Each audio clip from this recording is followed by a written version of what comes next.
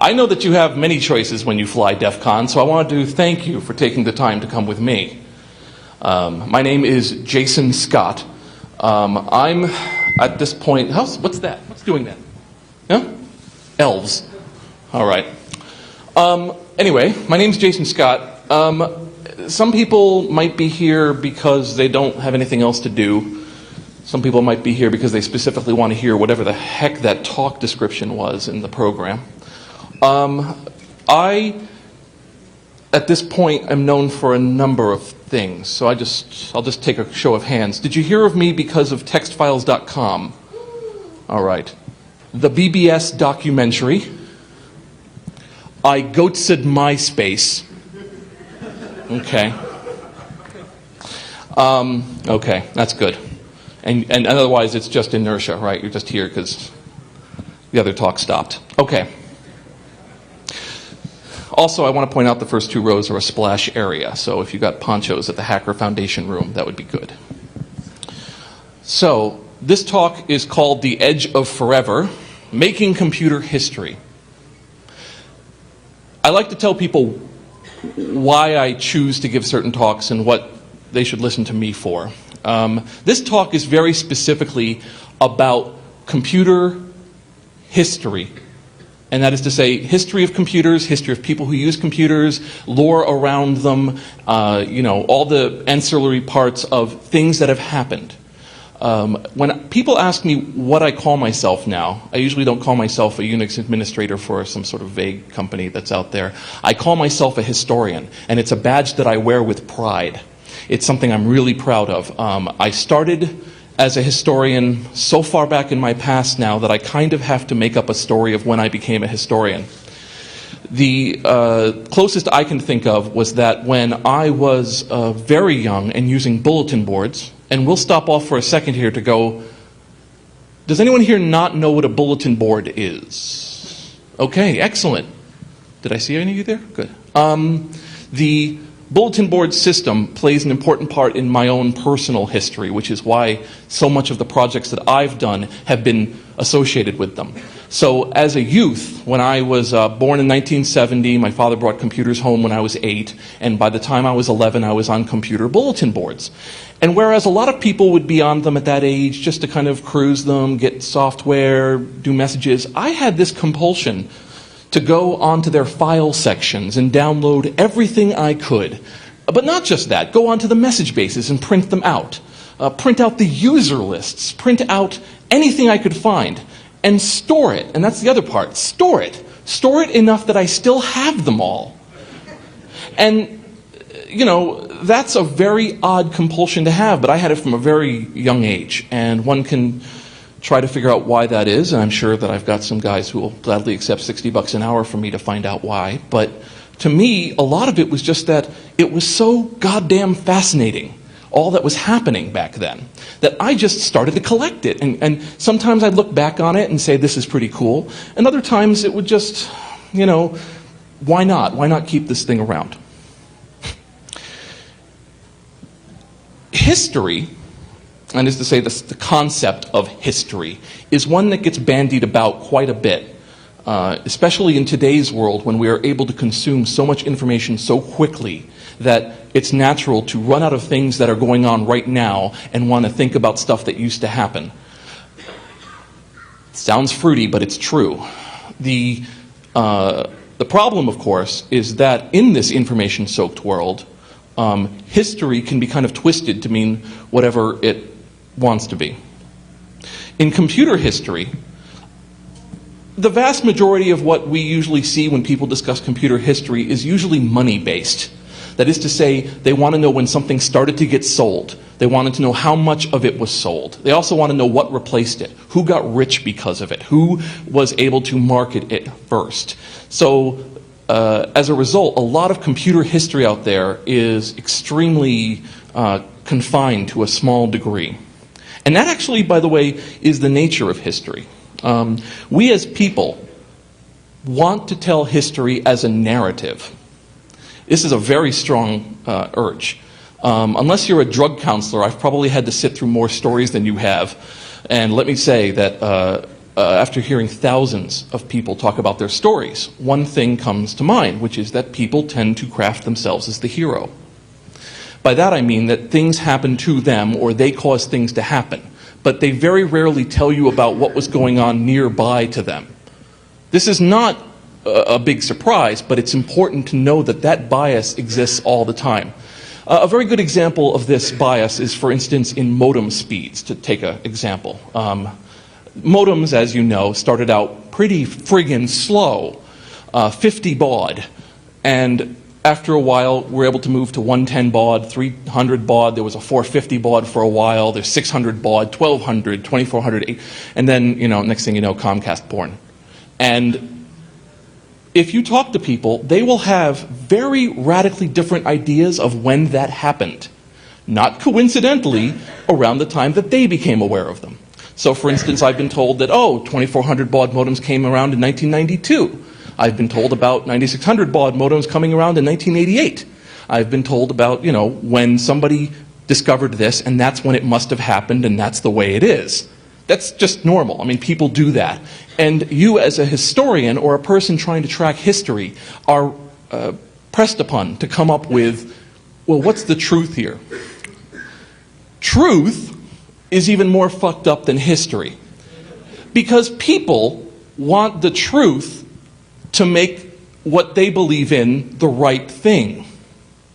It's no fun if you say, well, it turned out my political leanings were completely fucked up and I didn't get any of that right. And you don't often hear that, unless the person is trying to convince you to their new political leaning. Then they'll admit to their old political leaning being fucked up. Again, this is a natural urge, but if you're somebody who's saying, well, when did this happen? When did this go on?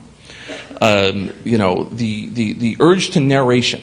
Now, when I bring up names like Mitnick, Polson, Susan Thunder, Mindvox, or the Dateline bitch, you end up with these stories where people are already crafting narratives based on that. What did Mitnick do? What did Polson do? What did John Draper do? And a lot of times, they're not quite accurate. And by not accurate, I mean literally not stating the right thing that happened at that time. People will say, oh, yes, he hacked into this when he didn't, or he was able to do this when or she did this, or this happened. Again, it's because when people tell stories, they want everything to link up. When you say to somebody, first there was the Commodore 64, then there was the Atari 800, and then there was the IBM, and then there was, Dell Computer. What you're doing is you're trying to put everything into a piece of motivational movement. In other words, this caused this caused this. This is a pain in the ass for a computer historian because it's not often that way. We work in so many parallels. Dreams that are being dreamed now at this conference may not come to fruit for 15 or 20 years. But here's where they actually started. Here's where that conversation was over in the bar where the two guys talked and the guy suddenly thought that the thing he's been working on quietly for about a year, it's turned out to be completely wrong. Actually, maybe that thing that guy shouted over there. But there's no record of that and he's not going to announce it. For example, here's a fact that I have, that I've been told, that may not be true, but may be true, which is that Atari needed seeding money when it was started in the 1970s, and it did it by making a porn film. I was told that basically the head of Atari was in it, actually. And this gave them some of the seed money to work on part of Atari. Now, I bring out that one because A, it mentions porn and that's very popular. But number two, it's because what I want you to think about is how much does it affect you if Atari was started by porn? Do you no longer want to use Atari? Do you like Atari more? Do you feel smarter for knowing that? Do you feel dumber for knowing that? That's a fact that's presented to you by some ass on a stage that you may remember. And you may bring it up just to go, yeah, Atari, porn, yeah. You end up pulling that into your own lexicon of knowledge. And so in my projects include textfiles.com, which is a compendium of bulletin board system era text files, which date back to the Well, they date back to the 1970s for bulletin boards, but now I'm pleased to have things from 1940s and 1950s and ham radio collections and things like that. I branched later into artscene.textfiles.com, which collected things from the various computer art scenes of the last 50 years. I then thought it would be kind of fun to do a documentary. I was only half right. It's sort of fun to do a documentary. It's not fun to do a documentary for 4 solid years, but it's pretty fun to do a documentary. This was on bulletin board systems. You're starting to see a theme here. The bulletin board system documentary involved me traveling around the country to ask people what the hell happened. And this is where I first started to encounter personal narratives. So, for instance, I interviewed a lot of people associated with something called FidoNet. Does anyone here who doesn't know what FidoNet is? Can I make it in 2 seconds? Excellent. Okay. Think of a bulletin board system, which is a computer hooked up to a phone line with a fat guy behind it. He's very lonely because he can only allow one person to connect to his computer at one time. He's got another friend who's not quite as fat. Actually, he's kind of skinny. I think he has a gland problem. He has another bulletin board system, and he can only take a certain number of people. What happens is, with FidoNet, is that this software, overnight, has one computer call the other and go, hey, did anything happen today? And then it passes it over. This is like describing the internet as a couple of things hooked up. Within a short period of time, people loved this FidoNet. And what they started to do was it started to grow. So it started out as being about 50 nodes in 1984. And by 1992, its peak, it was well into the tens of thousands of nodes all over the world, able to communicate with email, transfer stuff, and move files and data around all over the world pre-popular commercial internet. Years ago. Email in 1985 when you're just somebody somewhere who wants to send a message to someone in California. Now bear in mind you would send a message and it would literally take 2 or 3 days to get there and then come back, but you were doing it and you were living that life. So when I hear people who say, oh yeah, when email was invented in 1992, I hasten to disagree. I don't hasten to tell them that I disagree. Let them go. Let it go. Let it go is a theme of a lot of my life, actually. Let it go. It's okay. It's cool. They're not going to hurt you. With FidoNet, when you interview the people in FidoNet, another thing comes out that's not quite as obvious when you read about the lore of FidoNet, which is that it was basically a program that generated angry politics between people. You would basically, after a while, run out of a way for these computers to communicate. You can only have so many fat guys and so many lines at so many times. So they moved to a hub and spoke model where somebody would become the one who would take all the messages for his area, and then it would bounce over to a big area and it would bounce around here, thereby saving money. And you can imagine, once you start to hear that, what kind of an organizational nightmare that ends up being. Because none of these people are being paid. They're just kind of doing it. So the potential for, I hate him, I don't want him to be in our group, and I want this, and don't pass messages from him, and this unbelievable amount of pain. And this is being experienced by people in 1986, 1987. Very, deep, angry feelings that I interviewed people about. Well, all of this in some ways predates a lot of what we see now. A lot of the issues they had to deal with, and they came up with their own vague solutions to, and some of them worked and some of them didn't, we're now seeing again. And to me, that's one of the most important roles of a historian, is to make people understand, no, this isn't the first time. Besides a narrative bias, we also have what I call a first greatest bias. You want to be the first. You want to be the greatest. You want to be at least near the greatest. Okay, DefCon has to be the greatest hacker convention. You don't want to say, oh, I was attending one of the minor ones. You say, I want to be in the greatest one. And you say, but look, we are the greatest. Look how many people come. Look where it's held. Look how big a space we took out. Look at this. And you start to throw out these metrics. The story that I give that's a good example of the first best one is there's a gentleman who I encountered who claimed that he had the first software store in 1979. This is wrong. He definitely ran a store and it definitely sold software. And I said, okay, well, I know of a guy named Stan Veit. He ran a computer store in 1975. He wrote a book about it. It's Later, the first place where Stephen Jobs stopped by to convince him to sell Apple computers, I think he was first. And the guy said, not the first software store. Because by his metric, a computer that, and again, not mail order. He was saying the first, and you see this is what happens. It's the first brick and mortar store that sold just software for computers that were for personal computers. But damn it, he was first. He gets the blue ribbon, he gets the fucking prize.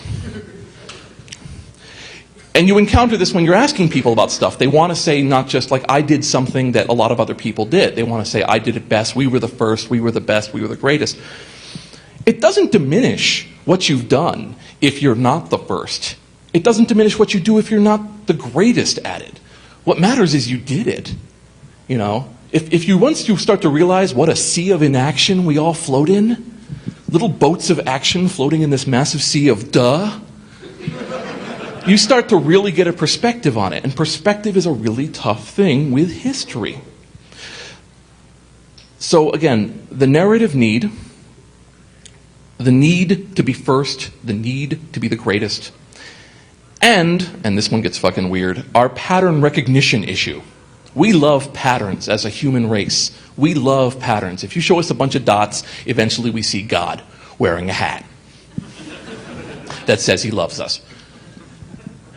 We will do this. We will look at a bunch of events. We will see that, we saw that, a classic example of this is the stock market.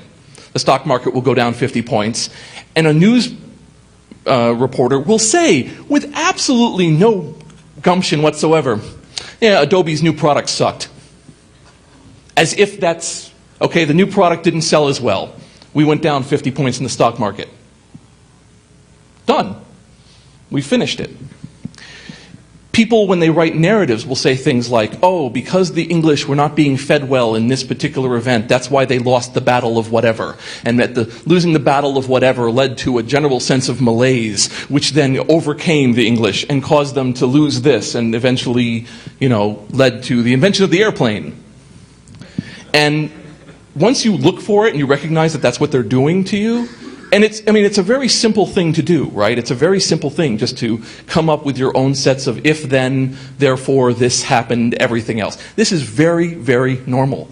But it correlates badly with what usually actually happened.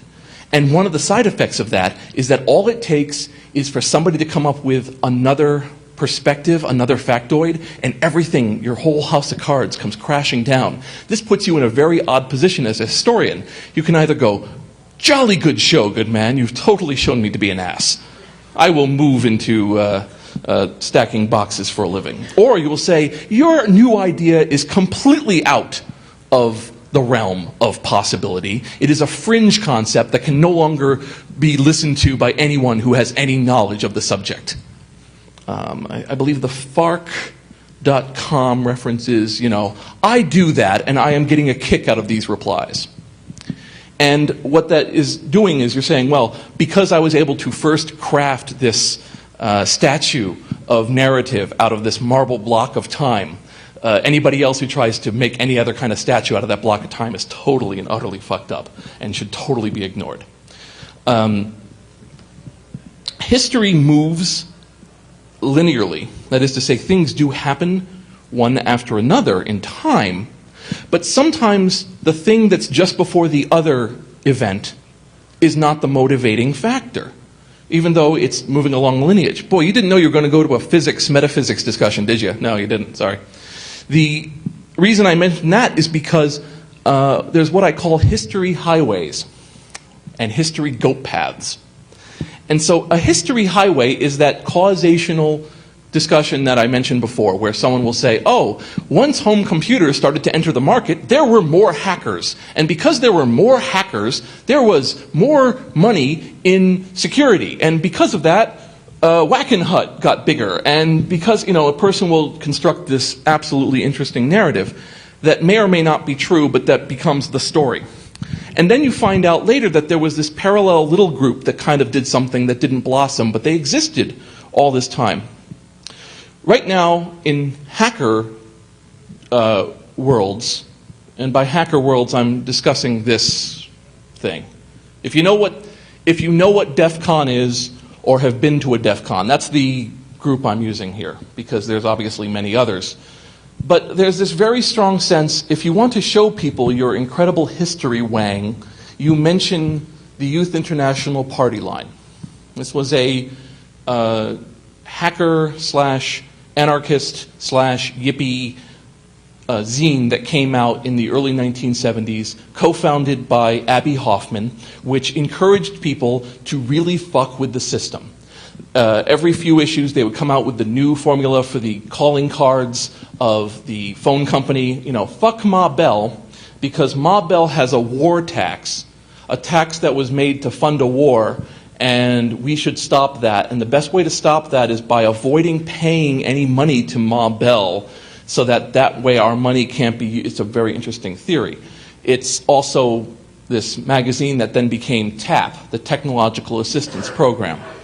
This went through a number of editors, and this is the prototypical zine, the one where hackers were coming in saying, here's some blue box plans, here are some ideas for screwing with electric meters, here's how to make cocaine, because why not? Free phone calls, cocaine, what could go wrong? And then, as TAP started to go under, 2600 rose up. 2600 rose up and went on for many, many years until finally, at some point, FRAC, which we're not sure when that started, got into legal trouble, and then the EFF was formed to stop FRAC from being arrested, and then we had the EFF turn into something else where everybody was saved, and then there was Slashdot. Slashdot came along, and everybody started being assholes, and everything went under. And all I remember now is just, you can't post anything on YouTube anymore because people are fucks. And why aren't we back at Yipple? So that's the basic story. It's pretty good, actually. However, there's another magazine besides Yipple. In fact, there's many other zines besides Yipple and TAP. There are many other hacker conventions. When's the first hacker convention? Well, I had a theory that it was the First World's Fair in the 1800s, when they assembled thousands of engineers and creators to come to one single location and build a beautiful structure and show off their newest wares to people. And all these guys got really friggin' drunk and hung out for days and days and talked about great ideas and shared them. So that's like 100 years ago. But there was also a phone freak conference that occurred in New York City. If you've ever seen, there was a documentary about it that had had Mitnick. Well, sorry, documentary is not a great word. There was a show, and it had Stephen Wozniak, Kevin Mitnick, and John Draper, and all of them kibitzing. And it had a little bit of footage, but it had some beautiful 16mm footage of a phone freak convention being held in the 1970s, in which there were stacks of Lone Ranger masks at the door so that everyone could wear them when they were looking around. And they set up, in the corners, they set up labs where you could have phone equipment set up, like switches, and screw with them and learn how they worked. So that was 30 years ago. Now, there are people who were there who could tell you stories that I can't tell. And there are people who think they were there, or want to act like they were there, who then inform you in their own narrative style, which consequently stars them as the hero, that, you know, will give you the real story about that, and which was which, and, you know, it turns out this was this. But those phone freak conventions and those alternate zines that didn't get the prominence of TAP or the props that were given to them by 2600, they fade in our lore. Right now, people in 2007 will quote something particularly old for them. You know, they'll mention codes from blue boxes, or they'll reference the loft, or they'll reference, you know, some early 2600 blue box plans, or so on. And if you think about it, what they are doing is they're functioning as talismans. They're functioning as a way of saying, in our history, this was something that was really important, and I wear it as a crest, or maybe they're drunk, but I want to think that it's got that weight in some manner to say, look, because I am aware of this thing that happened 10 years before I was born, I am a part of that continuum, and I am something that will improve upon that continuum that goes on. I encounter a lot of people. What the hell is that beeping? The projector?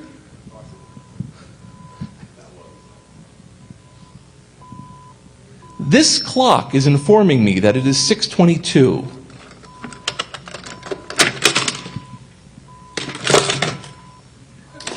I hope that was the clock.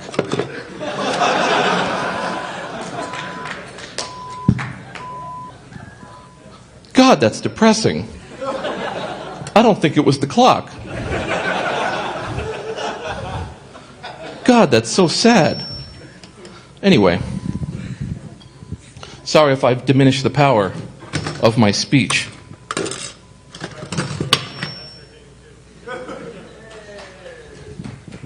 I should have just taken it. We weren't filming me destroying hotel property, were we?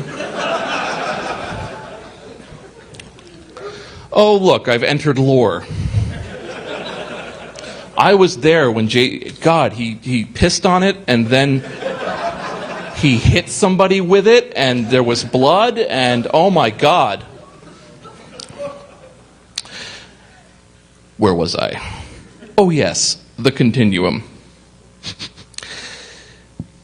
One of the side effects of having lore, however, is that lore will pull from any source around it to make itself stronger. In other words, if you see something that's sort of like the thing you saw, you combine it with it. One of the downsides of this is the massive use of pop culture references, and I don't like the term, but mass media references. So for instance, the film Hackers, 1995, Angelina Jolie and somebody else, was basically this movie that gets referenced. And now bear in mind, I'm 36. So that movie came out when I was 25. But obviously there are people who are at this convention who were born when that came out. It was the Hacker movie and them. And so for them, it's this ancient cinematic piece of work that they can refer back to, as somebody who was born in the 70s might refer back to a 1950s or 1940s era film to say, look, isn't it cute? And here's the reference I'm making. Now, Hackers is a very interesting poetic project. I happen to like the movie as a poetic work.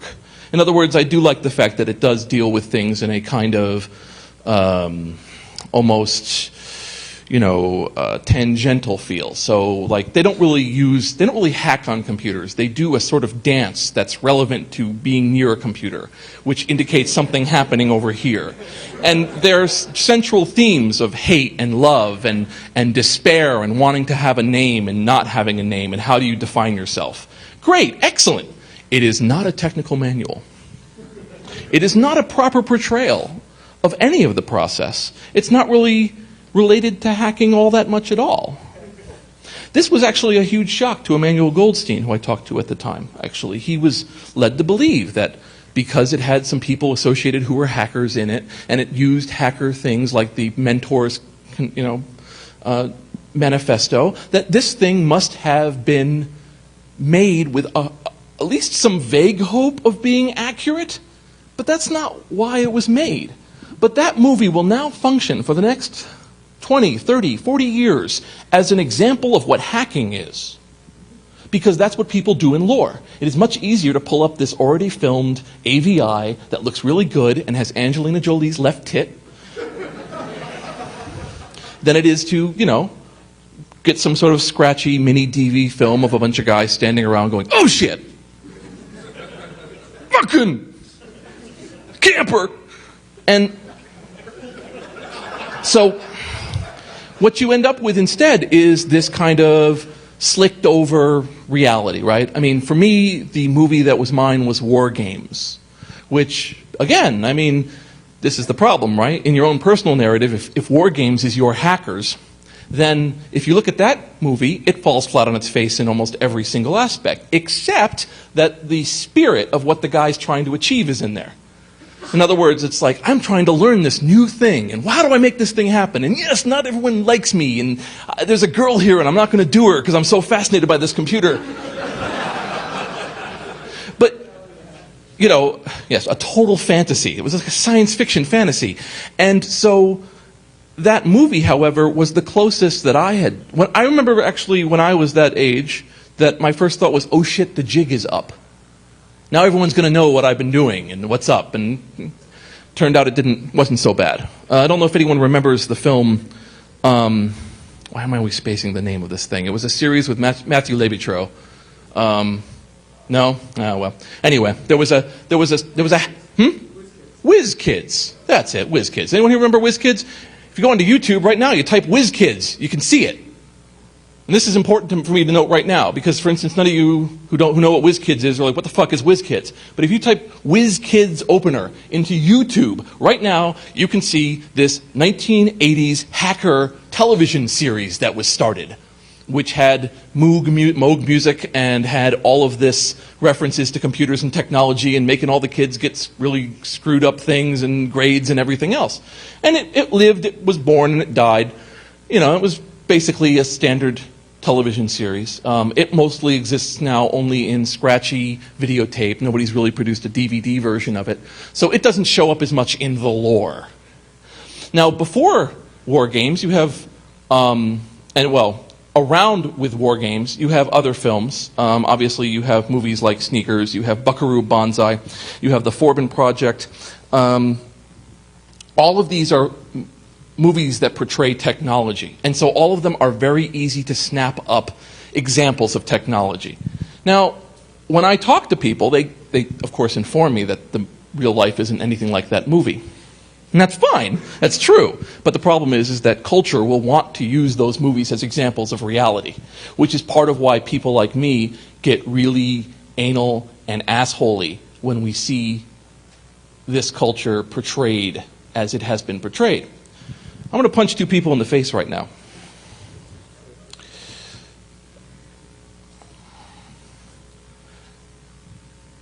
One's in the audience. I'm going to punch one person in the face right now. His name is Dan Verton. He wrote a book called Confessions of Teenage Hackers. It is dog shit. This is a book that is supposed to talk about young hackers. It's one step above child exploitation. He essentially talks to them, says to them, so tell me the incredible stories of your hacking. And they proceed to tell him wild, fantastic stories, which he then puts down essentially as fact. The one I'm reminded of is of the young lady who came to DefCon and won one of the contests. She won. I think it was Hacker Jeopardy. Actually, it wasn't. It was a year when they didn't do it. She won. It talks about how she won. His story is this brave tale of a young lady who, using only her skills, was able to overcome the amazing male tidal wave of DefCon and rise above yeah. So, if you look at the tape, they weren't sure how they were going to end it, so they did the old hold the hand over each person and clap over who wins the end. Guess what? She won. If the tape wasn't there, Mr. Verton's story would be the actual story. The only thing that makes me angrier than his stories is his introduction. And you know when a book's introduction angers you, you know you've made a fine purchase. There's a story, another piece of lore related around the Legion of Doom. Who here doesn't know the Legion of Doom? Wow, that's great. The Legion of Doom is one of the more famous hacking groups. Passes through several hands, mostly associated with Chris Goggins, Eric Bloodaxe. It has other people associated with it, of course, including the mentor who wrote the Hacker Manifesto. They have a number of stories associated with them. For instance, the famous manual story, I don't know if, I'll just quickly tell that one, which was that Chris Goggins got word that he was going to be busted, raided. So, of course, he cleared all his stuff out, and when the authorities came to bust through his house, he had an application and a manual for, I believe it was the Secret Service or the FBI, on his desk for them. And he said, I'm thinking of joining. Great story. There's a story associated with them that became the basis of the Bruce Sterling book, which basically, as he tells it, was that the phone system crashed. Turned out there was a bug. There was a problem with a subroutine. It failed to exit properly. It was just, I believe it was one character. I think it was a semicolon. And it basically caused a switch to crash. But when it crashed, this switch then gave all of its data to another switch, which proceeded to crash until they were all crashing. So there was a phone outage. During that time, there was a FBI and Secret Service program underway, Operation Sun Devil, named after the Sun Devils, which was still in the research phase, but which was then pushed into action because of this crash, because it wasn't determined yet who had caused the crash. Turned out, of course, the crash was a programming error, but in fact this group and these other groups were all busted very quickly because this got pushed in. The only reason I mention all that in that amount of excruciating detail is simply because it was known very quickly that it wasn't these kids who did it. It was basically a case of a programming error and a bust that got precipitated. So there was a fire downtown, so let's bust the brothel. In Verton's book, he quite happily explains to you how the LOD crashed the phone system and caused a crackdown. That's what really pisses me off. He actually uses the term crackdown, implying he did read the first 4 to 7 pages of the Hacker Crackdown, enough to get the title, but then just reported it as wrong. So this book, which is written in the 2000s, is now a citable source of reference, and continues to be. So the next question is, Jason, why don't you do something fucking about it besides whining about it on top of a stage? That's true. I started a site called hacker.textfiles.com. Hacker was my attempt to try to get some idea around the concept of the term hacker, because it just does not seem to be dying down. Seems to be rather popular still. And so why does it cause so much complication, so much politics, and why do they keep making bad books about it? And so I've already taken one book, Hacker Culture by Doug Thomas, and went through it paragraph by paragraph and found the 45 errors. The he did this when he didn't, the date that isn't right, the motivation that was never there, and so on. That's just me, right? I mean, I'm busy, but I mean, I thought I'd do it just to try it. And it revealed a lot of problems. There's a lot of money to be mining the hacker story. You know, there's a lot of story money. You can make movies out of it and get rich. You can make books out of it and not get at all rich. You can also get a newspaper article out of it and make minimum wage. So it's very, very, very easy to just kind of scoop out of hacker culture this vague set of lore and kind of put it forward as its fact, and nobody's going to really care. And so, as a historian who's taken an interest in this, I'm quite happy to try to correct some of the problems, but it is a boring, anal, depressing, sad, lonely job. Which is why, of course, I'd love all of you to do it. Which is why and so the problem is when you do a sad, lonely, depressing job, whether it's writing a device driver or you're trying to figure out where this book author fucked up, what motivates you is to think that you're doing something for the greater good. And I tell you that, yes, it is for the greater good. More than once, I get letters from people who thank me for whatever historical work I've done and thank me for working on a particular project enough for them to get, quote-unquote, the story. The BBS documentary, which is here, it is for sale, but it's also up on Google Video. It's also Creative Commons licensed, because it was very important to me that the story get out. And more than once, a kid who can barely, I remember not being able to afford pizza, but wanting to learn. And those two things don't always go together very well. And so I would have been very happy to know that there was an entire documentary about a time before me that's told through personal narrative that tries to combine them in a way that the parallels and the history highways and stuff are worked. And I could get it for free right now and download it. So I do get letters from kids who are basically younger than my underwear, who tell me that they're really pleased that they only understand ANSI art or FidoNet, subjects which they may never have come into contact with. I'm going to move forward into archiving and collecting, because that's something else that I do. When one collects computer items, or really most any items, but let's stick with computer items. So I'm sure many people here have older computers, things they used to play on or use, and yet they're still in their house. I find it works across several vectors. The first one is what I call speculative. That is to say, some people are under the fucking delusion that this stuff will be worth something later. So they will hold on to a piece of shit for years, thinking that now the shit will be worth shit times 5. This is a natural belief system. Some things appreciate, some things depreciate. Some cars appreciate, some cars depreciate. Same thing with computers. There are what you might call anomalies, bizarre kind of one-off computer historical artifacts. A good example is Chase the Chuck Wagon. Does anyone know what I mean when I say Chase the Chuck Wagon? Oh, good. Oh, good. Let me get that market full of more people. There is an Atari cartridge that was produced as a promotion by Purina. I don't know why. I wasn't there. I don't know the thinking. But they hired somebody to make an Atari 2600 game called Chase the Chuck Wagon. It's not that good. It's not a great game. But there's almost none of them because you had to fill in a bunch of labels of Purina products and mail them in where they could then get one. Not many people did this. At a time when you could buy most Atari cartridges for between $2.50 and $5, with things like Combat being 50 cents, Chase the Chuck Wagon was going for $114. At this point, Chase the Chuck Wagon will actually go up into the 4 figures. Somebody will actually pay $1,000 for a Chase the Chuck Wagon Atari 2600 cartridge right now. Well, great. That's great.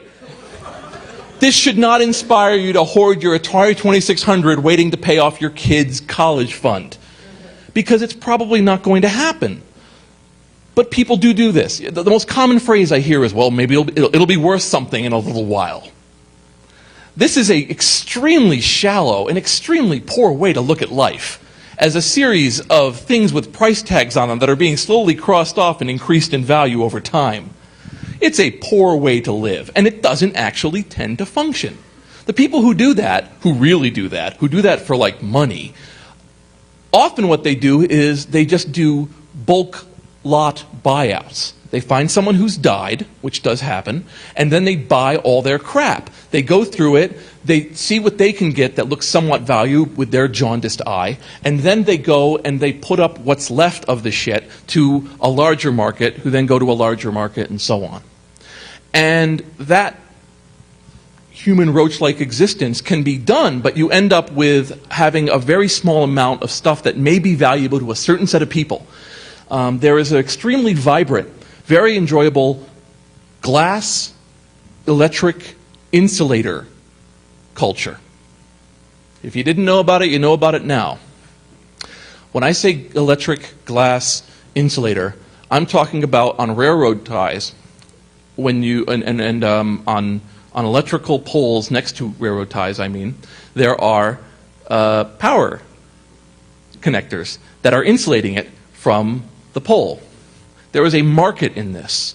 There are manufacturers that came and went. There are particularly unique models that were designed certain ways, low production runs, great production runs. All you have to do is take one look away from the thing you're doing on eBay and browse a different category, and then you start to get a real good perspective on what you're trying to do. So when I get my hands on old pieces of computer equipment, the reason I do it is what I say the second one, which is nostalgic. I'm actually picking up memories. I'm picking up old stories. This is not any better or worse in terms of morality or anything. It's just my motivation is that there were these things that were this way, and I am going to keep specimens of that before they go away. And in some cases, it's because I need the hardware to be able to save the software. This is less and less the case, but you often need the hardware to pull out the data. So it's good to have this stuff around. And then there's the third one, which I call inertial. That is to say, you had it and you still got it. In that situation, it doesn't really matter to you what you have. That's when you go up to the, Uncle Julius died. Oh, Jesus, look at his attic. I'm not even, 20 grand gets you the house and that stuff in it. And people will do this, people as human beings. I mean, if you buy something, if you pay $2,000 for a computer, it takes you a long time to get rid of it because it cost you $2,000. It's not worth $2,000 anymore. It's not got anything on it that could get you money. You can't use it anymore, but you keep it because there's still room in your house. I had actually interviewed a gentleman. He's in the documentary. He had so much stuff that in his living room, this is besides the rest, but in his living room, there were piles, kind of like pylons, 3 to 4 feet. And he had arranged pathways so that he could get to the television set this way, or come back this way to the couch, or go this way to the kitchen. And the rest of it was literally papers, computer pieces, books. Very well arranged, I might say. Not cat lady crazy, but definitely was something where he had such a strong connection to his stuff, he did not want to get away from it. And later I met him, and he had gotten a girlfriend, and she was like, "We fixed that." But I was very glad that I did, in my own way, get he gave away the stuff to appropriate people, and one of the things that happens is I'll find out somebody who has a lot of stuff died, and I'll be like, "But what of his things?" And sometimes I find out that, oh, no, his things were properly disseminated across the people who would then appreciate it. You have these things where people build up piles of their lives, and then their lives are split up into other people's life piles. Very cute. And so, it doesn't mean I didn't like the person. I'm just saying, I had a guy who contacted me who was like, "I wish to throw out all my issues of Nintendo Power. Do you want them?" Now that's interesting because my immediate reaction was, "Of course, yes, definitely, please send me." I don't like Nintendo Power. I actually don't even, I just bought a Nintendo Wii, but I just don't have much Nintendo lore in my life. But I didn't want the Nintendo Power to be gone. By the way, he had every issue of Nintendo Power. Every issue of Nintendo Power is 75 pounds. So 75 pounds of Nintendo Power showed up at my house. I did an experiment with this, actually, which I haven't. I was going to write a newspaper article about it because I was fascinated by the concept of collection. What does collection mean to people? Well, somebody put up on eBay the ultimate Saved by the Bell collection. This collection, which was the product of decades of effort, had every episode on mini DV, some of them duplicated from Studio Masters, one-off specials that were only shown once, every fan magazine, every related book, photos, control of the domain name. So I bought it.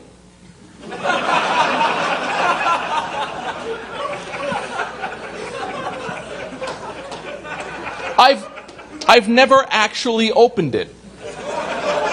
There's this white box in my attic that I know in my heart is the largest collection of Saved by the Bell.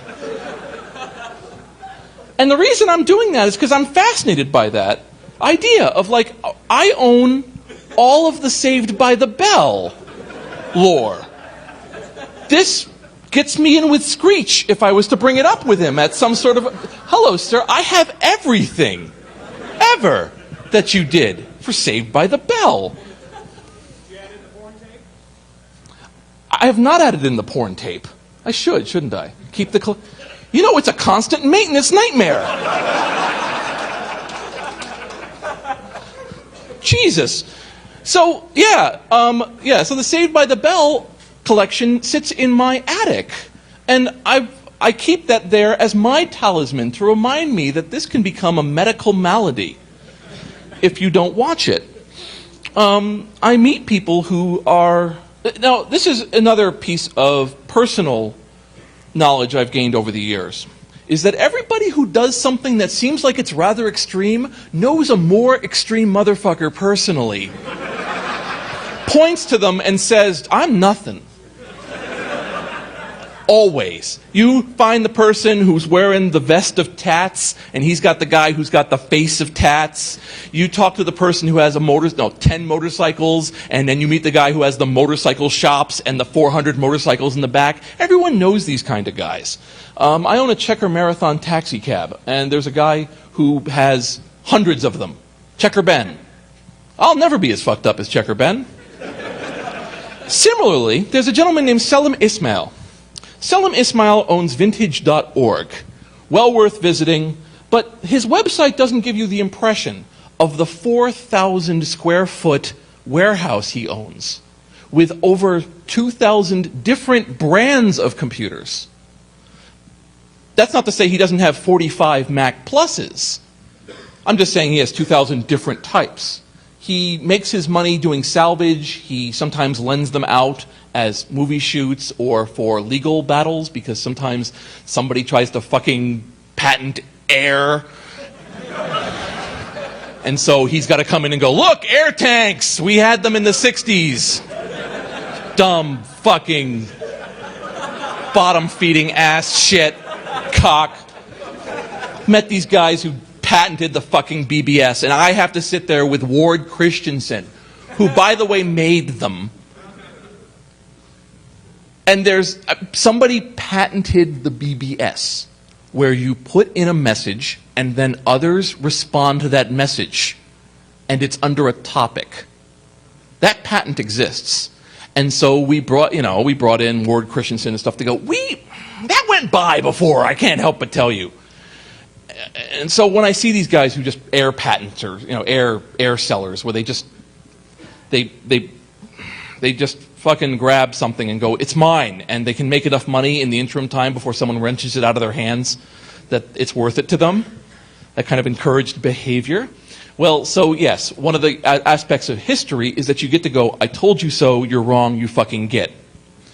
And that's one of the great pleasures, actually, I think. I have a lot of cases where someone goes, this is the way it was. And I'm like, except for the fact that it wasn't. And here's a picture of not your idea, hero. Sorry, sucker. The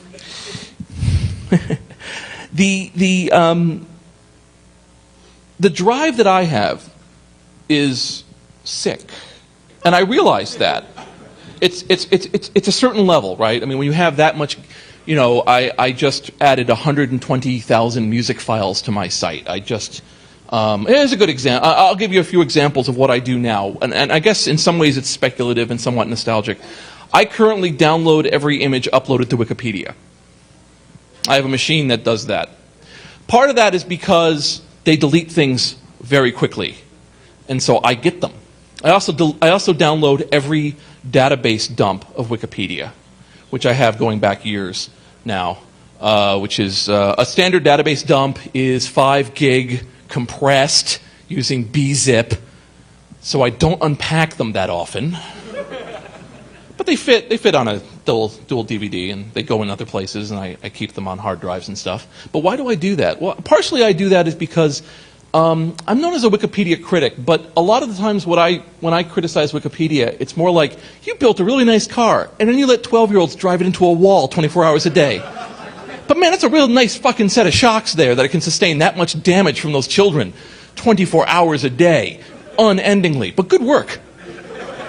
So that's a lot of what I do. So people are like, you criticize Wikipedia, you don't want there to be a Wikipedia, you're part of the corporate blah something blob fuck thing. And I go, no, I like it, but I think there could be some deals. I edit on many wikis that aren't Wikipedia that, I think it's a great new way of looking at putting information together. The problem is that you have to make sure that you don't have an unfettered fucknut. Wikipedia's growth currently is because they have a very, very low barrier to entry. And that produces what I call an informational bottleneck. Informational bottlenecks are very interesting. Wikipedia is very fashionable. It has a lot of people using it. So as a result, if you go to the discussion pages of Wikipedia, there is, buried in the dog shit, the diamond of brilliant conversation. People who are like really amazing people who are stumbling onto this and giving out good information and discussing things and doing stuff. And yes, I think the outcome is not as good as it could be, but there is some amazing stuff there. Napster had this gift for about a year. For a year, everyone said, wow, I can trade digital music. Here's my collection. Amazing, obscure, crazy shit. It wasn't just 400 hits for Nickelback. It was this amazing collection where someone would go, oh, here's my entire collection of 20s tapes that I, put up. Why not? And you could browse amazing collections like that because for a while you had that combination of fad, accessibility, and ease. And so people would go to it and show themselves. And then after a while, things would kind of suck, and someone would go, well, I'm going to make a sub-site just dedicated to my little group, and I'm going to make one to here, and they don't interact. And the parallels begin, and the interaction is lost, and then it's kind of dissipated. But if you can get in that little bit of time and recognize that period and grab it as fast as you can, you will have something that, historical-wise, will be absolutely precious. In 20 years, people will want these database dumps of Wikipedia before everything went to crap, or things got crunched so much that it doesn't work the same way. That little period of time when people were really trying to get things done. So that's why I do it. And then I put them out, and I try to get everything up and uploaded. There's a site that I have called cd.textfiles.com, which I just, man, that thing just rapes you in the face every day because there's nothing on there but shareware CDs. Now, shareware CDs, I keep asking if everyone knows. I'm going to assume people know pretty much what a shareware CD is. It's a CD full of shareware. But what it was there was a period of time when these bottom-feeding, cocksucking bastards would go onto bulletin board systems, download every file they could, and then make it available for sale. And so, yes, they were assholes. And so, unwittingly, they were historians. They collected things because they had an idea of let's try to get this thing out to as many people as possible. And so they would take anything. Well, I've now taken them and put them back up again. So, for instance, there's historical citations you can make because here we have an actual CD from 1991, and we know in 1991 that this thing came out, and this is the ISO that I have from the original item, and this thing can be attested to as being accurate. At the very least, you can know that this file existed at this time. There's other ways of finding lies and hoaxes, and people are good at lies and hoaxes, but it's that little bit of datum that I'm doing my best to put up there so that people can make choices and make decisions.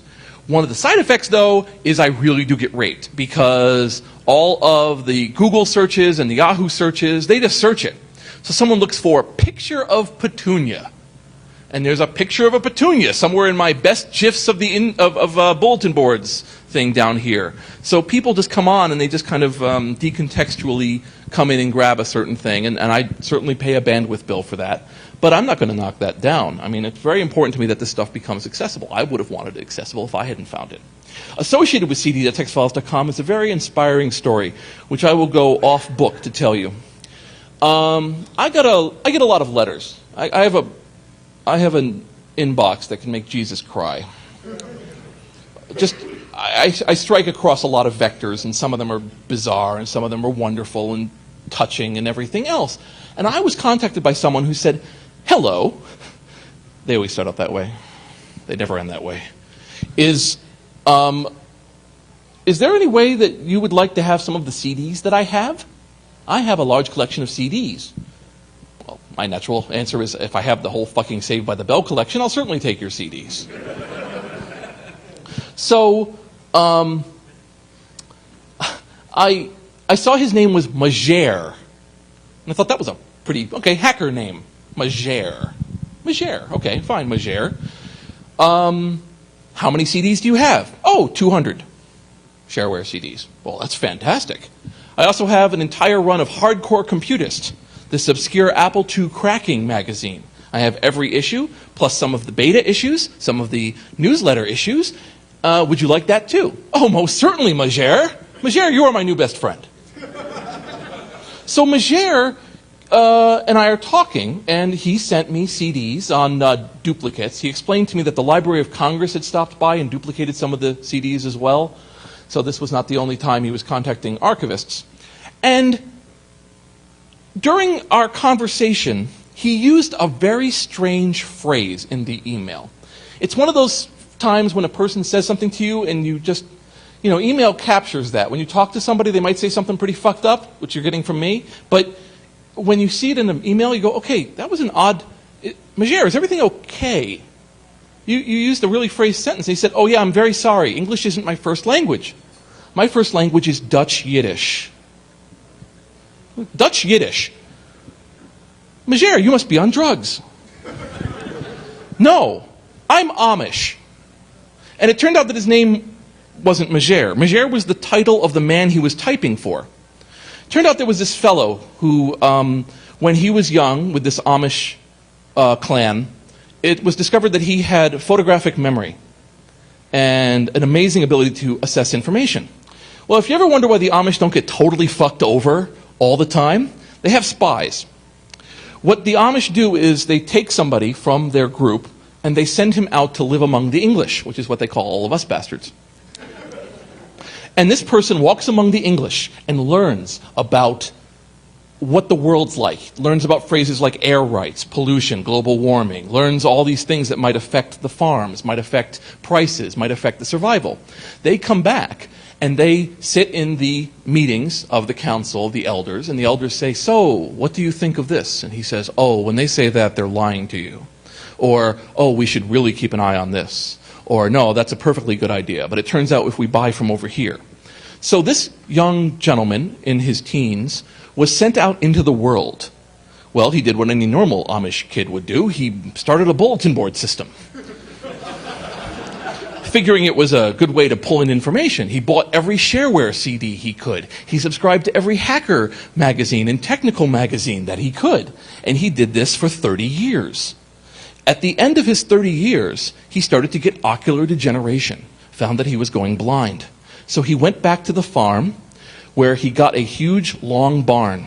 In the barn, he put in shelving unit after shelving unit and put numbers underneath each area, and then proceeded to take all of the information he had collected in his life and arrange it along these numbered shelves. To this day, when he travels with them, he says things like, check shelf 37. I think that's something we can use for this.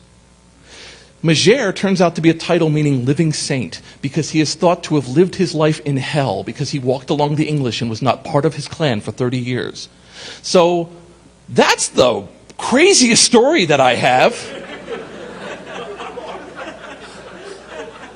The Amish helped me save BBS history. Thank you, Amish.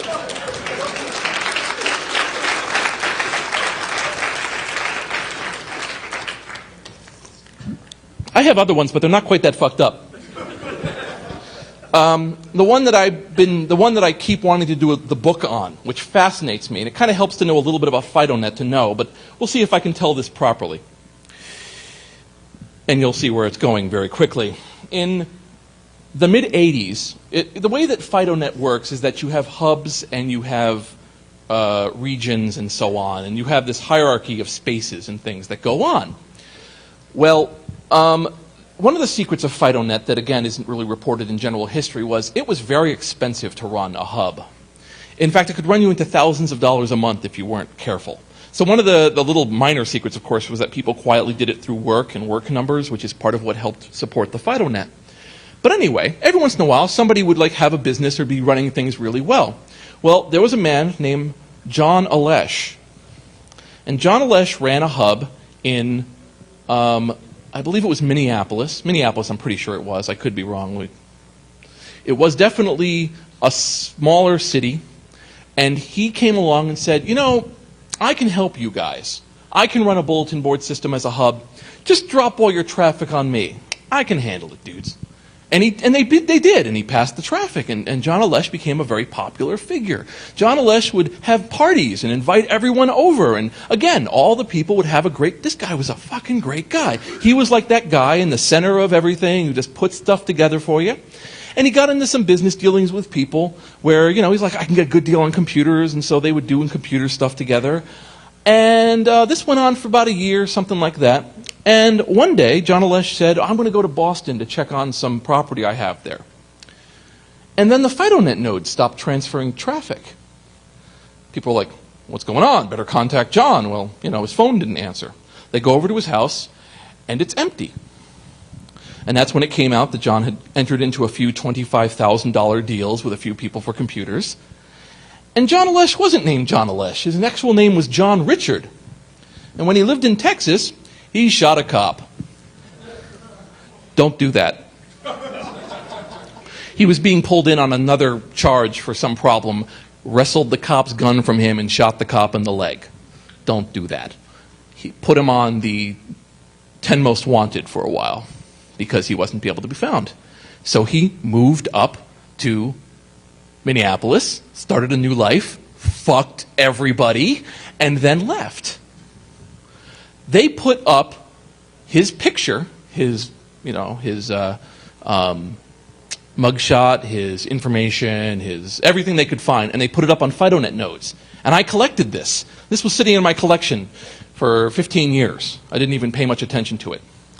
In 2000, the beloved head of a ISP in Indianapolis died of a heart attack in his apartment. When they went out to his wallet, they found that it had multiple names in it. And they went to his storage unit, where there was an old beat-up truck with additional false information, gassed up and ready to go at any time. What had happened was that John Alesh, or John Richard, had moved to Indianapolis, started up another scam, started an ISP, and it made fucking boatloads of cash. So he stayed. Bought sports cars, hung out with people. I had the pleasure of chatting with his main competitor, who was kind of a buddy, who would go out. And he and John Alesh would sometimes have lunch every few months with the local FBI representative. We currently don't have the nuclear technology to have a big containment enough field for balls that size. And his name that he gave at the time was Robert Hokum. Hoaqim.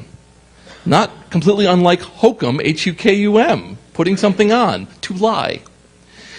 And so there is a fascinating situation because he bought a lot of sports cars, and there was a court case that arose up over one of the sports cars, and I can find cited in the legal documents, because I looked this up, where they said, it appears that the owner was a on-the-run FBI most wanted man who had run an ISP for 10 years, whose millions were gained through unusual circumstances, so we would like to reevaluate the ownership of the car. Anyway, so that's, again, not as cool as the Amish story, but there's a case, right, when you think about it, that transfers across FidoNet, bulletin boards, the internet revolution, the ways that information, because here was a case where I found, and of course, by the way, I immediately wrote the people he had fucked over and said, hey, there's an estate you probably want to sue.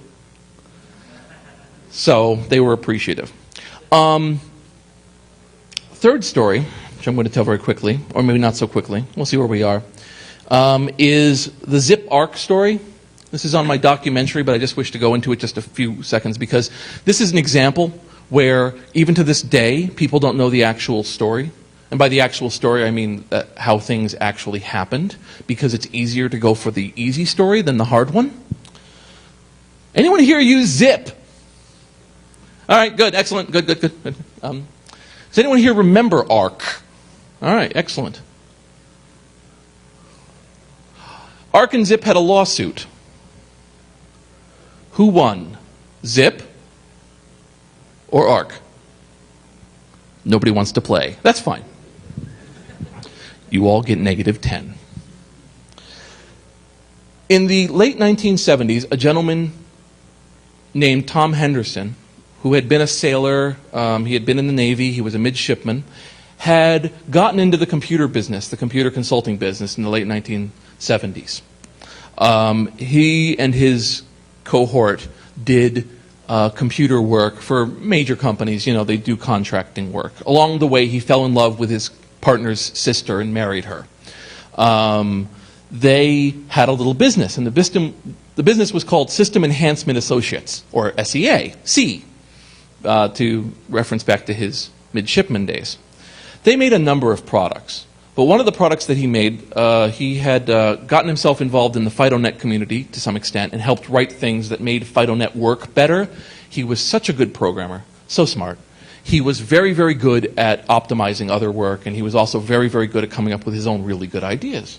Well, one of the things that he worked on was a compression product called ARC. Now, ARC was interesting. ARC was a for-sale product.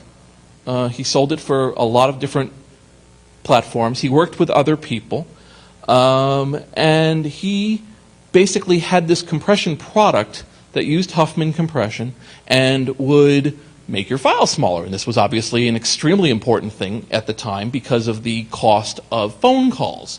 A vector which more and more people at conferences like this are losing the memory of, how much the phone company would charge you. Because, well, actually, no, we just got that again with that megabit thing where the person paid $2,000 from his phone because he was an idiot. But, you know, the idea is that a lot of times now you pick up your phone or your Skype and you talk to somebody. It's really not a problem. It's not a minefield of eating or not. So at the time, though, anything that could help you would be beloved. So ARC came along, Archive.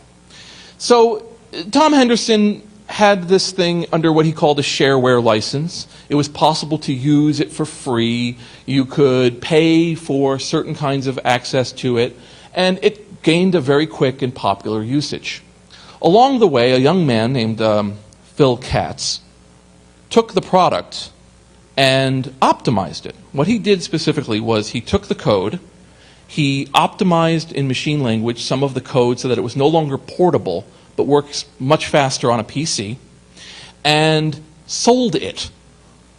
Now, this is an interesting thing. It was a better product if you used a PC, which is what it was written for, but it used almost all of SEA's code, down to the comments. It was a duplicate that had minor changes. Now, at the time, which cannot easily be thought of now. I mean, it's amazing now how somebody who works in computers now has to have their programming manual and their copyright law and their lawyer's phone number to function for a long period of time. But back then, it was kind of a thought of as this little paradise. And again, bear in mind, I'm telling this narrative as I'm telling the narrative. You know, look it up yourself too. But basically what would happen is people switched over to this new PK ARC, this Phil Katz ARC, that would run faster. Now, at some point, SEA contacted Phil Katz and said, you know, that's kind of our product. You've done some things to it, but we sell it, and you are selling it. And Phil Katz said he wasn't interested in talking and continued to sell it.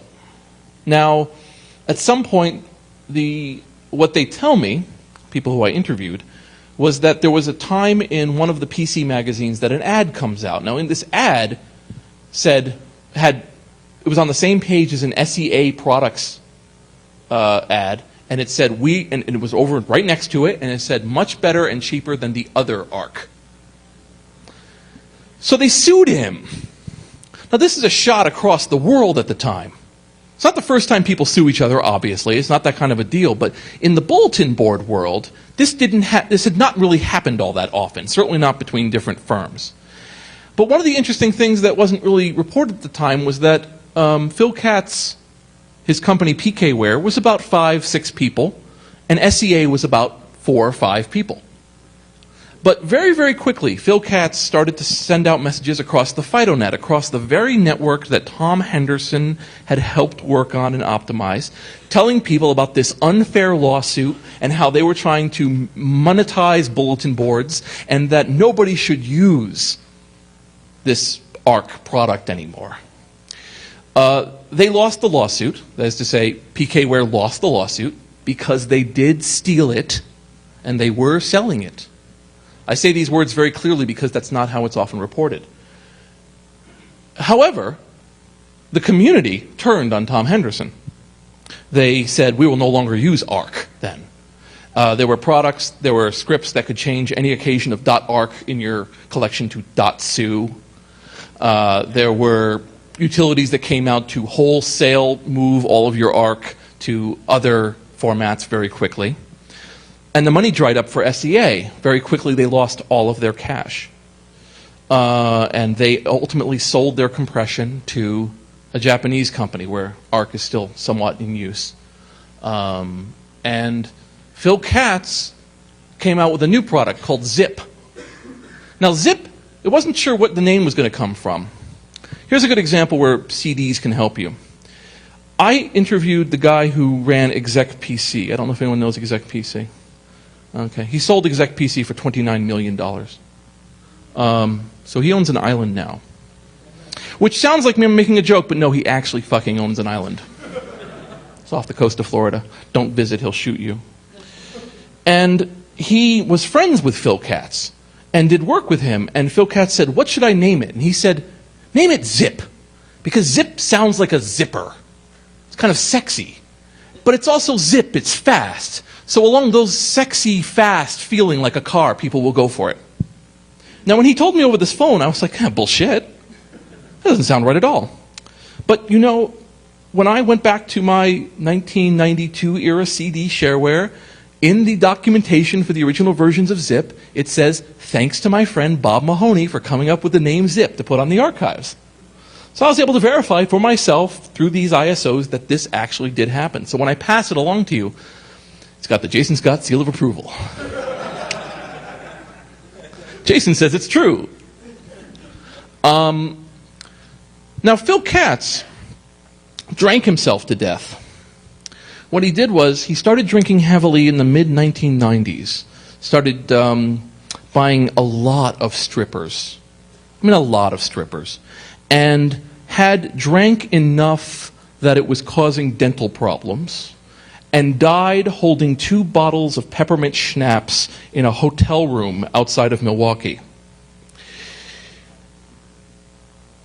Tom Henderson is a somewhat broken man who lives off the shore of Virginia and runs a small business.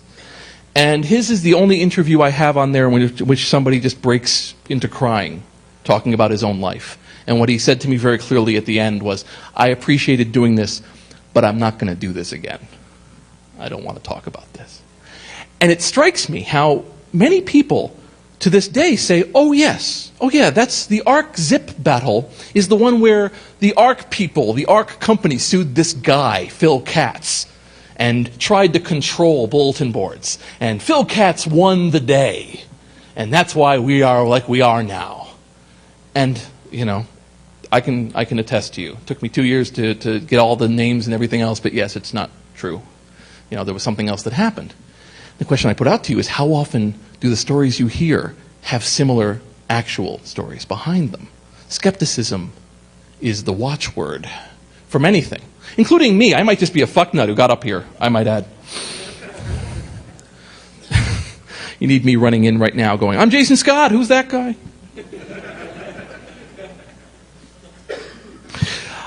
What I tell people is I really encourage them to not buy into pure, unadulterated lore and accept it. We have that in spades in this community. People like to tell stories. They're very fun. The Mitnick stories, the Draper stories, the early hacking, freaking, how it went, the names. If you call yourself a phone phreaker and don't know who Joy Bubbles is, that's a problem. If you say that Captain Crunch discovered the Crunch whistle, you have a problem. If you have a case where you think that if you think that Kevin Mitnick was 100% wronged, there's a problem. Was he wronged? Yes, he was wronged. When Sun had to come up with the price of their source code for his court case, they included the price of building the buildings the source code was developed in.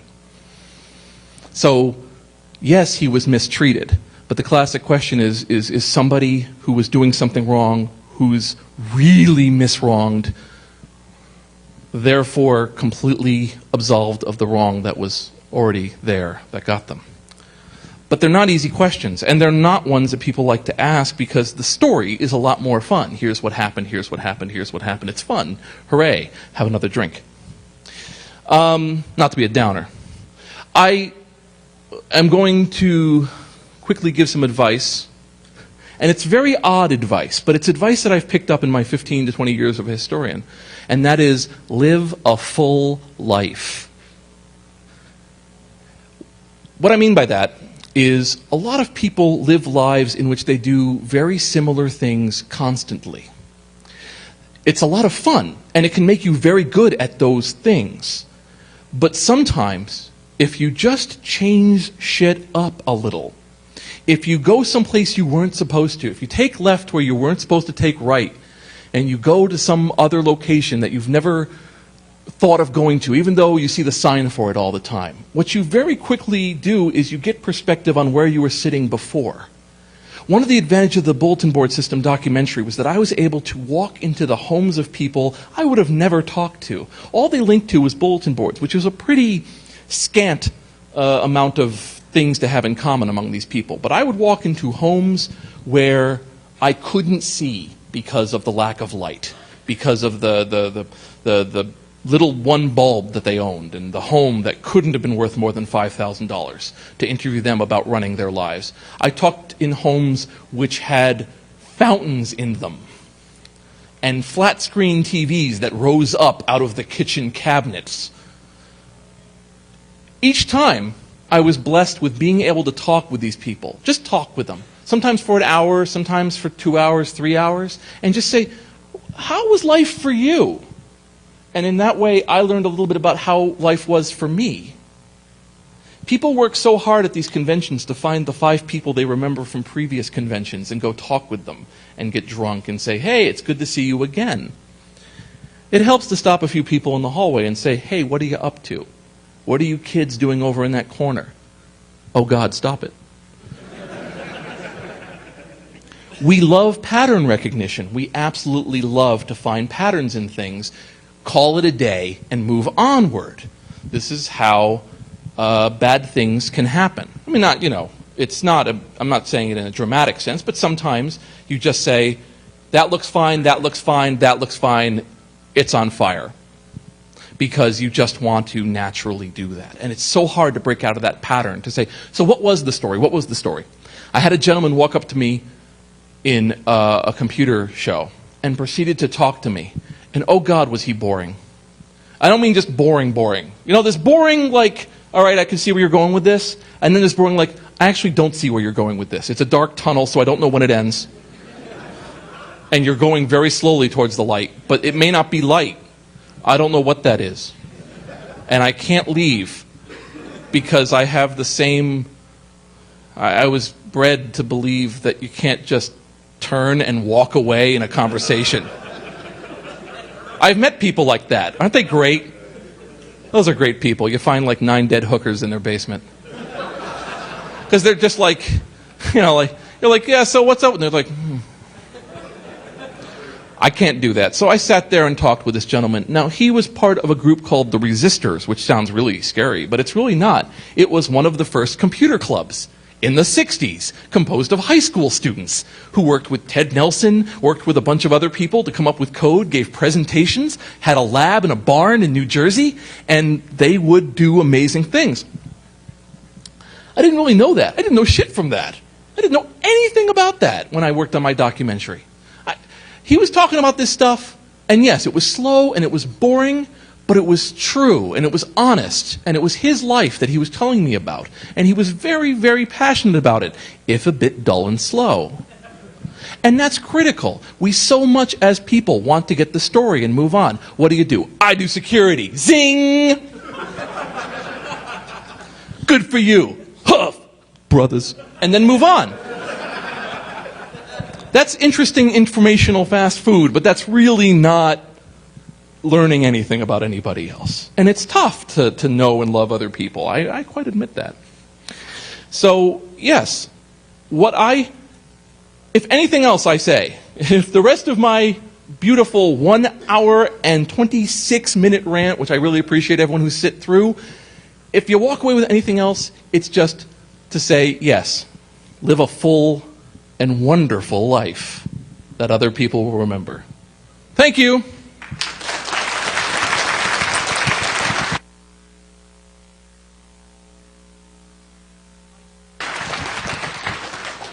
Thank you. He cut off my mic. Bitch.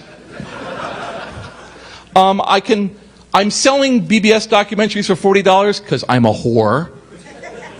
As I say, yeah, exactly. Here's my shirt. If I sell 20, the shirt comes off. Anyway, so I'm selling the BBS docs, but I'll quickly answer any questions. The question should not be in the form of a narrative about yourself. All right. What do you think about the Craigslist as a local, forum for discussion for like BBS or work? Okay, I like Craigslist. I think the problem with Craigslist on a certain sense is that its push is, okay, and it's not a problem, but its primary motivation is to make people provide things for other people. When people do other stuff in it that fucks around, like I totally admit, casual encounters is the funniest fucking thing in the planet. Those are great stories. Those exist as an aberration as far as I'm concerned on there. And yes, aberrations are really cool, but it's not Craigslist mission. Craigslist mission is, I've got some shit, who wants my shit? You've got too much shit, get the shit. I want shit, give me shit. Right, that's what I mean. And so when I, as a person who does bulletin board history, I see a lot of things that are community discussions, like how we do this. And one of the things I've always said is that we have spent a lot of time in web world right now working on the engineering of allowing input, but we have not spent as much time on engineering the quality of the input and the output. So for instance, it's very hard right now to type into a text window and really crash the system. It's a lot tougher than it used to be. It gets tougher every day. We're good with that. We got libraries, we got shit, and if someone throws in a Unicode umlaut, it doesn't fucking explode. Great, excellent. But then there's the problem of like, all it takes is one asshole to go, you are so all totally to the left. I hope you all eat shit and die. And that's it. You are done. That conversation is over. It is no longer about the fact that there was a hunter killed down the street. It is about fuck you and your fucking fuck for about 30 pages. You know? It's like watching a bunch of people juggle and then someone just throws dog shit in. And people just go, oh shit, the dog shit, and balls are going everywhere, and there's no juggling anymore. There's no knowledge that's being passed. There's just fuck you and your fucking futt, and look, an LOL cat, we're done.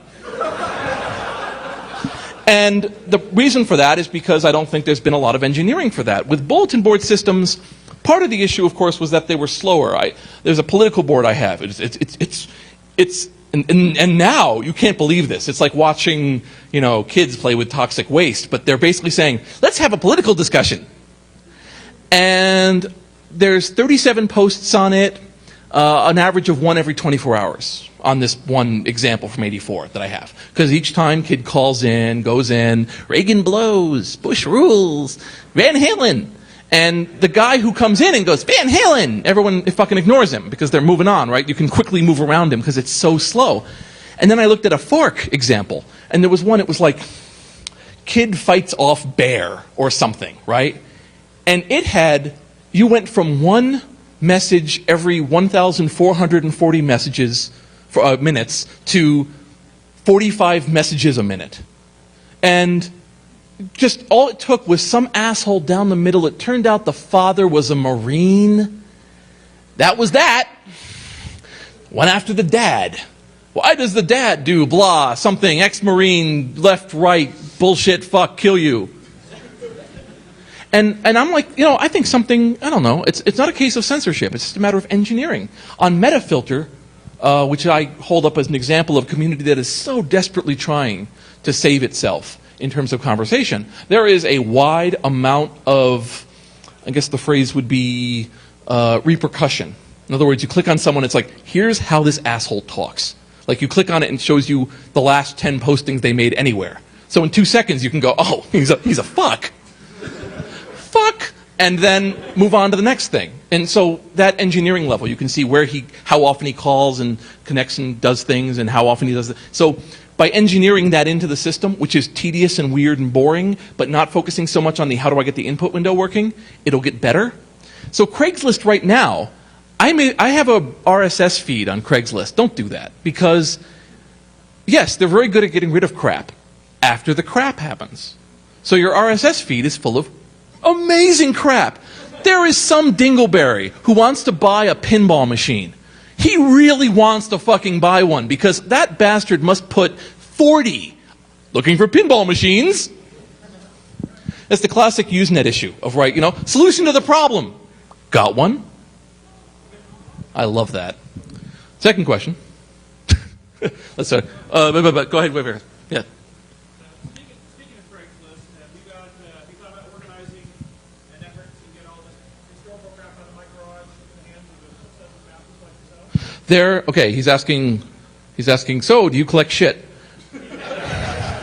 Do you have a collective collecting shit? And there are computer places that will do that, and I will do some. And the fact is that there's only so much that I can take personally. You don't want to see my attic. It looks like I keep records on the world. But a lot of times, like, I will cruise, like, there are classic computer lists. There are historical computer groups. A lot of the effort right now is being called on what's called trailing edge computers. And trailing edge tries to create simulations of mainframes. There's a beautiful thing. Bit savers. Oh, Jesus. You go onto that thing, it's got digitized punch tape. It's got old OS tapes, PDFs of old manuals. They're just trying to get as much stuff as they can. And are they going to get everything? No. And do people want to throw stuff out? I mean, that's... this whole, like, stupid thing they do now? Did you notice I get more profane as I go along in the talk? The fucking fuck. This whole set of crap they do now where it's like getting rid of extra guff in your life. Like, choose 14 things and throw them out right now. And if you just assemble things, remember, this thing is not your mother. It is a gift your mother gave you. Throw it out. And there's this thing, and get rid of it. And you can slim down your life and not be choked by oh God, that's like watching a needle in my eye. Where I'm just like, okay, so instead of giving it somewhere or making even the minimal of effort, trash bin that shit. So much stuff that I've rescued has come because someone said, there's a pile of stuff outside this building. Maybe you want to go over there. And I go over, and the value is mostly to me, where I'm like, oh my God, that's a one only, and that's something. The fact is, someone threw it out. I've met a guy who I've done some dealings with. He has 3,000 pinball machines. And they are in various states of disrepair, but it is quite something to walk with him and have him go, yeah, this is the only one left. This one was in a flood, so I had to fix it from the ground up. This one is a pinball machine from 1927, before they invented flippers. And when I see that kind of stuff, that kind of inspiring bit, there's a PDP-1 that has been reconstructed from scratch at the Computer History Museum. And they've brought in Slug, who was the guy who designed the original Space War, to consult on it. And I had the pleasure last year of playing him in Space War on a PDP-1. And Jesus, did he kick my ass? There's a gravity well in the middle of Space War, which is what they got rid of in the arcade ones, and it sucks you in, so you have to constantly be doing it. So, me, I'm fucking Tokyo drifting my way around the gravity well, and he blows me up, and he's like, you can't shoot from the side, son. School was in session. All right, you had a question. Say it again? Turn down and bought or turn down? Oh, okay, why? Why have I turned it down? I got to think about that one. By the way, if anyone wants to buy the ultimate collection of Saved by the Bell memorabilia, I can put you in touch with a guy. Well, I paid $350 for it. So, anything above that, just take care of it. New in box. It's funny. The stuff that you do get to that point where you look at a pile and you're like, oh, we're walking away from this one, retreat. A lot of times, if it's got bugs, I won't go near it.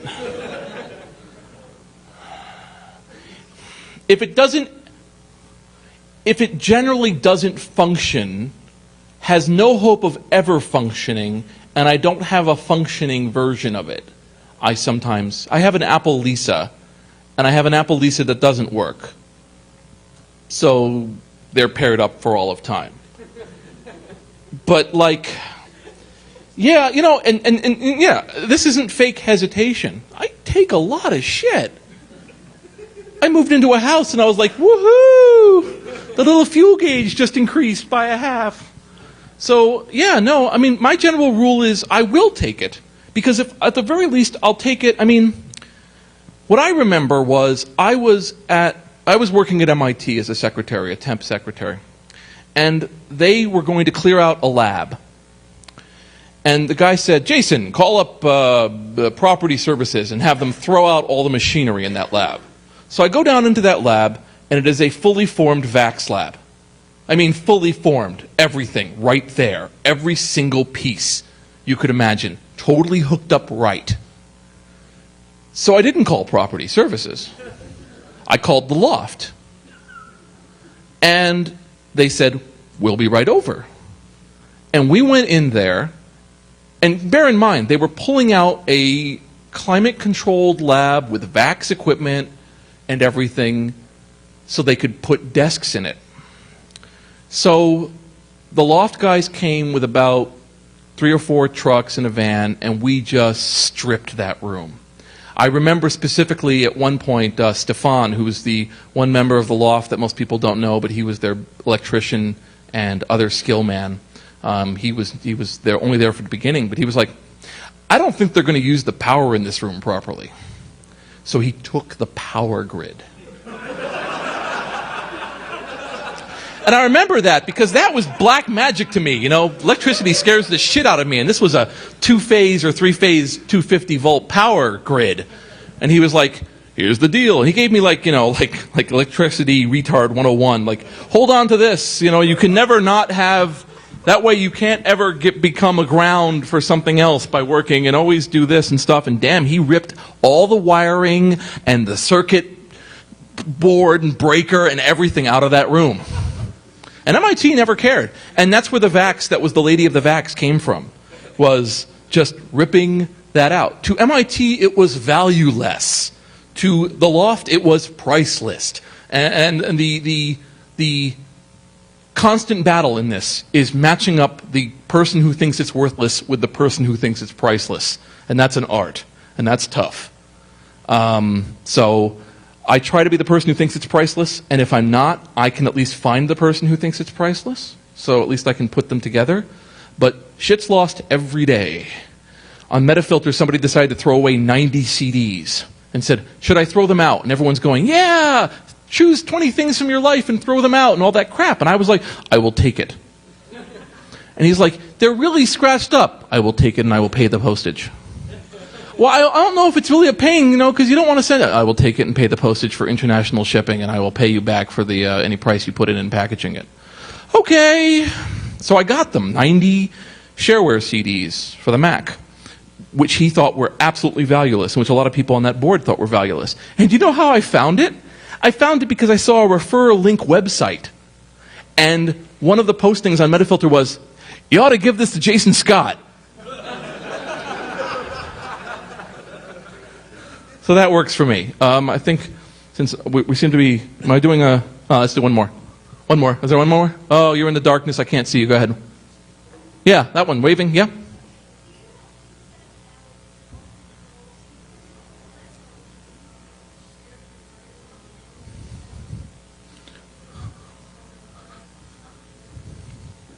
You ask a dangerous question because you're asking what the ultimate purpose of what I'm doing is.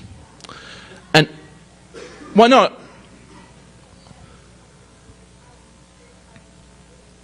there's a number of things that are involved in collecting that are not quite clear, right? Like I said, you can collect because of its speculative worth, you can collect it for inertia because you're not doing anything with it, or nostalgic reasons, or what I do.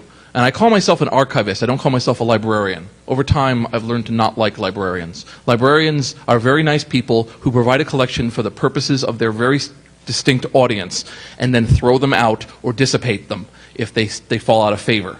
Libraries shred. Archives keep. Archives store. So I'm sticking with archivist for now. But the problem is that the librarians are so much sexier. So I don't say that in public when I'm talking to a librarian. Oh, yeah. Actually, that's the phrase, I believe, what was it? Like the internet? It's from Cat and Girl, where the person was like, the internet's like a superhighway. He goes, no, the internet is like a drunk librarian that won't shut up. Anyway, in terms of an ultimate goal, I don't know. I suspect what will happen is that over time, I might find somebody I trust, whether that's an entity or something else, that I can give my stuff to. Or I will go through it and save it as best I can and then hold it somewhere in the hopes that it'll be picked up by a ship. I mean, you know, the problem is that people die. I die, and if I'm lucky, I can take you with me. But in the, when I was a kid, my shocking phrase used to be like, you know, how do you want to die? And I'm like, in a way that takes out all living things for 1 mile around me. But anyway, so when that 1 mile around me death sphere happens, the question is what happens to my stuff, and I don't know. And that's a problem when you have these archives. What you want to do is you want to start a foundation or something that holds a greater good that does not depend on individual lives. Unfortunately, I'm a paranoid, bitter fuck. So I don't quite work well with others. I don't join groups. I don't go in with things, you know? It's always like Jason Scott who does this, not Jason Scott of the blank. Because I'm not quite emotionally ready to share like that. But I do my best when I work with the textfiles.com stuff to put as many copies of it up as possible. So even if you don't like me, and a lot of people don't, and that's okay, I'm not a nice guy, you can at least benefit from the work that I'm doing maybe for myself or because I want to help people or stuff. So I'm a very big fan of trying to make things available. A lot of work has already been done very well. Like, there are a lot of pictures of Commodore 64s out there. I don't need to take pictures of the Commodore 64 stack that I have, because it's done. We're done. We got the schematics. We got the PDFs up. It's a little more difficult with later ones, or with Wang computers. Wang computers are a good one that are just going to friggin' die. There's some amazing stuff with the Wang computers. There's a Wang demonstration tape that you can just see they're doing this amazing shit. And you're like, wow, why didn't this take off? Oh, because it was $45,000. And nobody wants a $45,000 desktop. They don't want it then, they don't want it now. So I don't know, you know, I'm not being coy when I say I actually don't know how it ends. I really can't hear you. Oh, I'm an educator. Oh, no, I'm an educator. Well, I do my documentaries where I interact with people. I put those out. People learn from those. I'm taking all the raw footage and putting them up on archive.org. I put up all the files that I grab. In fact, I have such a reputation now for that there was some guy, he had like all these old Bell System things. He has like the Bell System Memorial CD. So I bought it. And along with it came a note going, "Hi, Jason, I know who you are. Could you hold off putting it online for a little bit?" And I put it online. But I actually got that with someone else. Somebody had like the full testimony of Bill Gates in that trial where he just got friggin' grilled for hours on end about how much Microsoft sucks. And he sells DVDs of it. And I've got those DVDs. And the only reason they're not online yet is because I just haven't felt like putting them up yet. But I will. Why not? They're in my room. They're duplicable. Why not? So, yeah, I mean, there's that side of it. I mean, there are some people who are collectors who will happily collect stuff and keep it somewhere, and I assume masturbate on it, and never let you near it or see it or anything because it's theirs. And that's that. And, no, I'm not compatible with those people. But I am compatible with understanding why some people don't immediately start massive foundations and want to interact with people and turn it all into an XML interfaceable doodad thing yet. All right, we're now at the 46-minute mark. I'm going to go to the Q&A room with my for sale documentaries and answer any questions and listen to your personal narratives and give you the love that you need. Thank you so much for the time you've given me.